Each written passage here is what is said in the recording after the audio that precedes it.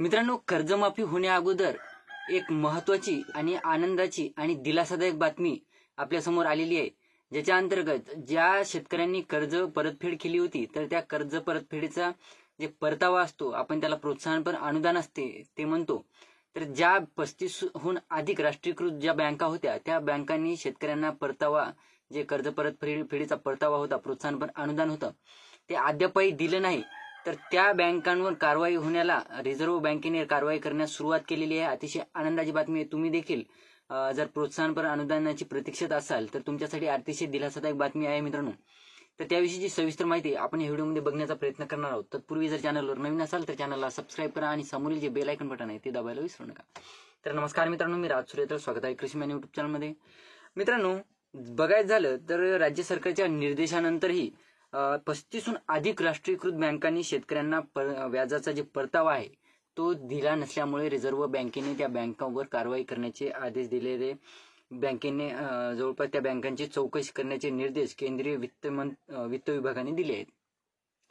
तर बघायचं झालं मित्रांनो, तर या संदर्भात महत्वाची माहिती बघायची झाली ती राज्यातील शेतकऱ्यांनी अल्पमुदतीचे जे पीक कर्जाची परतफेड केल्यानंतर देण्यात येणारे 3% व्याज अनुदान राष्ट्रीयकृत बँकांच्या हेकेखोरीमुळे शेतकऱ्यांना मिळत नसल्याचे समोर आलेले आहे.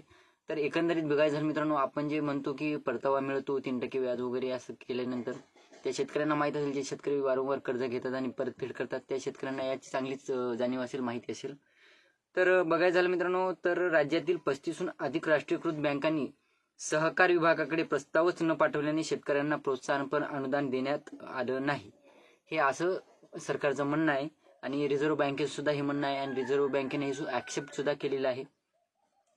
तर या तक्रारीनंतर बँका दखल घेण्यास तयार नव्हत्या. म्हणजे शेतकऱ्यांनी तक्रारी केल्या होत्या. आता सगळ्याला न्यूज व्हायरल होत आहेत कर्जमाफीच्या वगैरे, सगळ्यांना माहिती आहे शेतकऱ्यांचं प्रोत्साहनपर अनुदान रखडलेलं आहे वगैरे वगैरे, बऱ्याच न्यूज व्हायरल झाल्या. शेतकऱ्यांची जी कर्जमाफी होती ती तर अद्याप झाली नाही, परंतु प्रोत्साहनपर अनुदान देखील शेतकऱ्यांचं पेंडिंग होतं.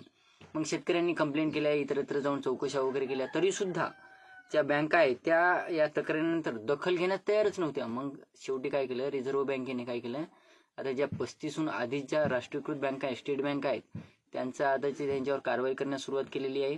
आणि जवळपास त्या बँकावर कारवाई झाल्याच्या नंतर कारवाई होणार म्हणजे रिझर्व्ह बँकेकडून कारवाई होणार म्हणजे या बँका रिझर्व्ह बँकेच्या अंडरमध्ये असतात. मग या बँकांना आता शेतकऱ्यांचं जे परतावा रक्कम आहे, जे प्रोत्साहनपर अनुदान आहे, ते द्यावंच लागणार आहे. तर बघायचं झालं मित्रांनो, तर हे श्री शेट्टी आणि सीतारामन यांना लिहिलेल्या पत्रात म्हटले होते की सरकारच्या निर्देशानंतरही अनेक 35पेक्षा जास्त राष्ट्रीयकृत बँकांनी शेतकऱ्यांना प्रोत्साहनपर अनुदान दिलेले नाही. मग शेतकऱ्यांना पीक कर्जावरील व्याज सवलतीचा लाभच मिळत नाही. मग शेतकरी हवालदिल झाले होते, शेतकरी सरकारवर तीव्र संतापात होते. मग आता परिणामी शेतकरी त्यांच्या कृषी कार्यांसाठी अत्यंत आवश्यक असलेल्या आर्थिक सवलतीपासून वंचित आहेत. म्हणजे आता त्यांना जे प्रोत्साहनपर अनुदान काय 50,000पर्यंत, आता 25,000 30,000 काय ते मिळेल त्यांना, पण तीच रक्कम शेतकऱ्यांसाठी मोठी आहे मित्रांनो. तर त्या रकमेच्या जे वेटिंगला होते शेतकरी, तर त्या शेतकऱ्यांसाठी आता अतिशय आनंदाची बातमी आहे. लवकरच त्यांच्या खात्यात प्रोत्साहनपर अनुदानाच्या ज्या रकमा होत्या त्या राष्ट्रीयकृत बँकांकडून आता मध्यवर्ती बँका, काही जिल्हा मध्यवर्ती बँका वगैरे, सहकारी बँका वगैरे असतात, त्यांच्याकडचं जर अजून त्यांची डिटेल यायची राहिलेली आहे मित्रांनो. परंतु ज्या राष्ट्रीयकृत, आता युनियन बँक ऑफ इंडिया झालं, या प्रकारच्या ज्या बँका आहेत त्यांच्याकडून जे प्रोत्साहनपर अनुदान अद्यापही शेतकऱ्यांना दिलं गेलं नव्हतं, तर ते अनुदान आता शेतकऱ्यांच्या खात्यात वितरित होणार आहे. ही होती छोटीशी माहिती मित्रांनो. व्हिडिओ आवडला असेल तर चॅनलला सबस्क्राईब करा आणि जे समोरील बेल आयकॉन बटन आहे ते दाबायला विसरू नका. आणि हा व्हिडिओ जास्तीत जास्त शेतकऱ्यांपर्यंत पोहोचवण्याचा प्रयत्न करा. धन्यवाद.